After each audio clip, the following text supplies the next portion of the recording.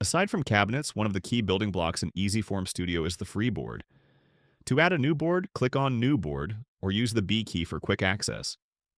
Make sure that no other element is selected when adding, since otherwise the behavior will be slightly different. Once you have added a board, you can change its dimensions, position, and rotation by accessing properties in the header or the sidebar. You can also control the grain direction.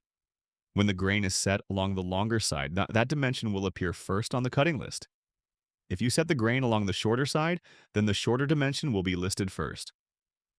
You can also choose whether the board will have edging tape and define its thickness for each side.